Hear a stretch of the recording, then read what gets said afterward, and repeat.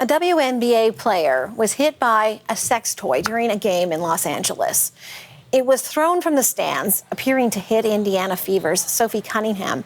She had posted online just days ago urging people to stop. It's the third time something like this has happened in the past week, and police have charged one person in a separate incident in Atlanta. The league says anyone caught will face at least a year ban. For more on what this reveals about safety surrounding women's sports, I'm joined now by Savannah Hamilton. She's a sports reporter joining us from Toronto.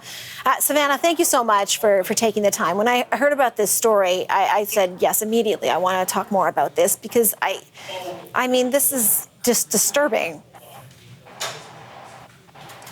Yeah, absolutely. No, it's very disturbing the fact that, women's sports have, worked so hard to be taken seriously. And this is not like a one-off incident. It's becoming a pattern in the past, week that it has occurred. And so that's kind of the issue that the WNBA and the league is facing. As you mentioned, that they released a statement, describing the fact that, yes, there's going to be a 1-year ban for those who throw items of such nature, or just items in general.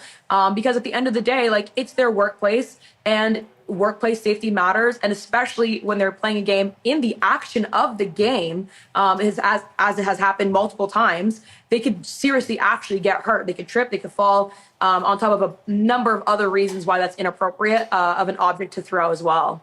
Yeah, no, I mean, you point out the obvious dangers of throwing anything at anyone. In this case, the fact that it is a women who are playing, as you point out, something that they have worked as a collectively so hard and long to get to this point and deserve to be there, and to have an object that is a sex toy thrown on the court. I mean, what has been the reaction to the fact that this is, as you point out, has now happened 3 times? Yeah, and there's something I would like to even add on to that. So this has actually happened previously in the NFL back in 2016, the Bills versus the Patriots. They saw the same action occur as well there. But the difference is that that was a one-off. And with the WNBA here, it's been a pattern. And the reaction, though, was kind of a joke at first. That the players were actually taking it fairly lightly. They kind of played into it. They kind of made fun of it. When you kind of take a joke's power away by kind of owning it. Even one player, Sydney Colson, she has a podcast called Unsupervised. She dressed up in a green suit, trying to pretend to be the object. And it was actually kind of tongue-in-cheek. It was really funny. But that was after the second time. And then, athletes like Angel Reese kind of chimed in and was tweeting at Sydney Colson and kind of making light of it. Now that it has happened a third time, and on top of that, there's actually potentially would have been a 4th time at the New York Liberty game. However, it did not make the court. That's why it wasn't really talked about that much. It could still harm fans as well as players, as we mentioned, coaches, staff, anybody really.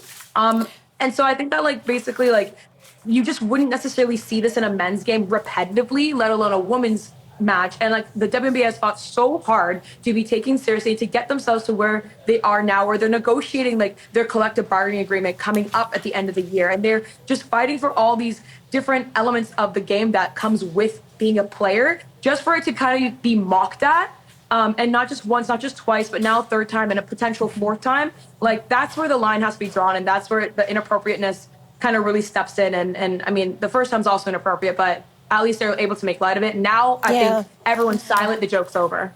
I don't know that I'm, I guess, a little bit comforted that this has happened, as you point out, to a men's professional football team. But it has, now that it's been repeated, I think it's on a different level that it's happening at the WNBA. I was just pointed out by a producer here that there's a WNBA game going to be played in Vancouver, where we are, and that's happening next week. What do you think the chances are that we're going to see a repeat of this? I mean, I hope not.